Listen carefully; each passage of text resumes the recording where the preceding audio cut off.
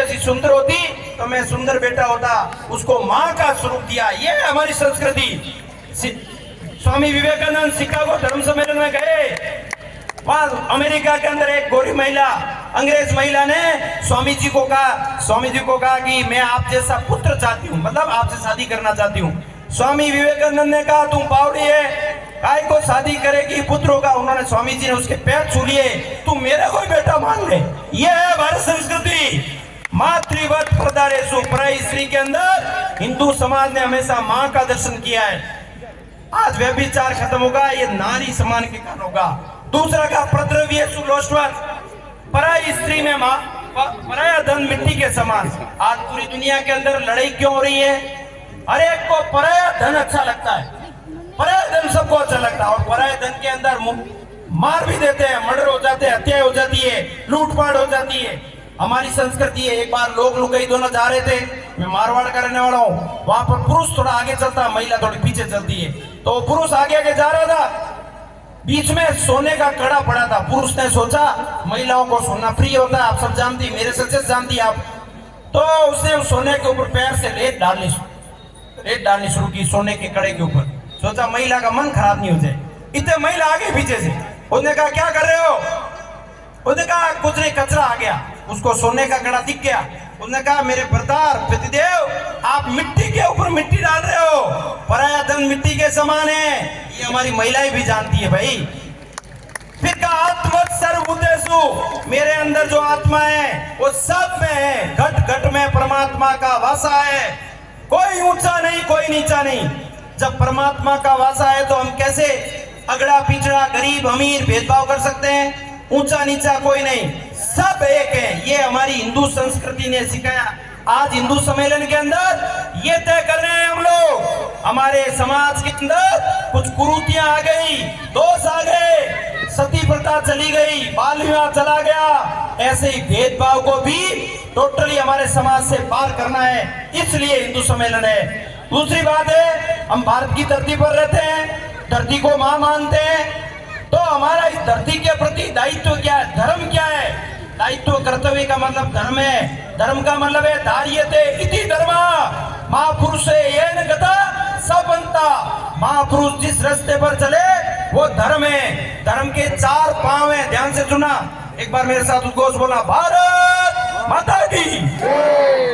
धर्म के 4 पांव है, याद करके जाना, गीता में कहा है।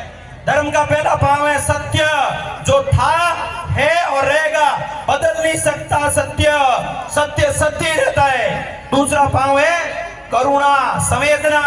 एकमात्र दुनिया के अंदर हमारा हिंदू समाज है जो चींटी की भी चिंता करता है और हाथी की भी चिंता करता है।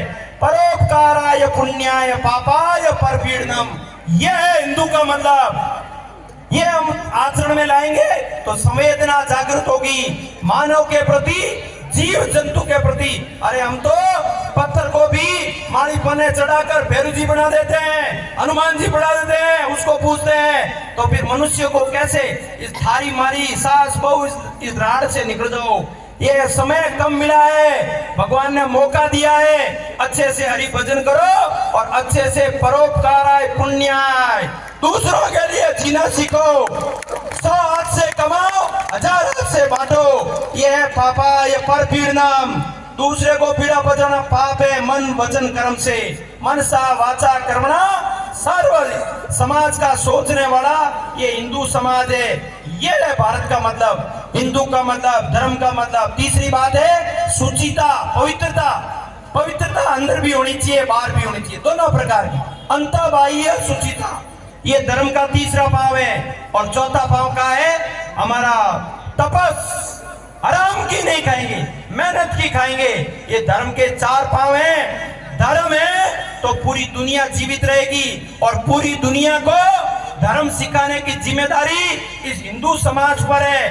पूरी दुनिया को हम सिखाएंगे कैसे जीना है, कैसे रहना है, क्या खाना है, क्या पहनना है, क्या बोलना है। ये सिखाने का काम बड़े भाई के नाते भारतवर्ष के पास है। ये हिंदू राष्ट्र के जिम्मे है। इस धर्म के काम को बिड़ा हमको उठाना है। ऐसा धर्माचरण आधारित भारत हमको खड़ा करना है। भारत भक्ति का मतलब है मैं मेरे घर को अच्छा रखूंगी, मेरे मोहल्ले को अच्छा रखेंगे। अपने घर का कचरा निकाल कर पड़ोसी के घर के आगे नहीं फेंकना है। मेरा भारत अच्छा रखना है। मन से किसी को अपशब्द नहीं बोलना है, अच्छा बोलना है। हमारे नागरिकों के कर्तव्य है, सरकार के नियम है, संविधान हमारा ग्रंथ है। जैसे रामायण गीता मानते हैं वैसे संविधान को भी मानना है, क्योंकि भारत के अंदर लोकतंत्र है और संविधान से ये देश चलेगा। हम सब लोग बटे नहीं, संविधान को अपना आदर्श मानकर एक रहेंगे तो पूरी दुनिया हमारी बात सुनेगी। ये हम लोग आज इस हिंदू सम्मेलन से लेकर जाना है। जब ये हिंदू आपस में बटा है तब देश कटा। हिंदू जब भूले, भाई छूटे, धरती टूटी और मिटे धर्म संस्थान। भाई आपस में बंट गए। हमारे धर्म संस्थान मंदिर थे। सोमनाथ का मंदिर हम सब जानते हैं। सोमनाथ का मंदिर वो गजनी आया, 5000 घुड़सवारों पर आया, 50,000 लोग वह मंदिरों के अंदर घंटियां बजा रहे थे। अरे भाइयों, ये कलयुग है, भगवान नहीं आने वाले। अब कलयुग के अंदर का संगे शक्ति कलयुग है, ठीक है ना। सतयुग में हरिश्चंद्र हो गए, त्रेता में भगवान राम हो गए, द्वापर में कृष्ण हो गए और ये कलयुग है। कलयुग के अंदर आज जैसे हिंदू समाज बैठा है, संगठन में ही शक्ति है, संगे शक्ति कलयुग है। हिंदू के नाते खड़ा हो जाए फिर कोई इस समाज का बाल बांका नहीं कर सकता। लेकिन कुछ बातें मैंने बताई है, कुछ सुधार भी हमको करना पड़ेगा। रास्ते पर चल रहे हैं तो कचरा पड़ा तो एक तरफ डाल दिया भाई, जच्चे वहां थूकना नहीं, सार्वजनिक संपत्ति को नुकसान नहीं पहुंचाना, अपना घर मोहल्ला साफ सुथरा रखो। सार्वजनिक बसों में, रेल में यात्रा करते हैं, कई बार अनुभव आता है, माताएं बहनें बैठी रहती है, पुरुष गाली बोल देता है।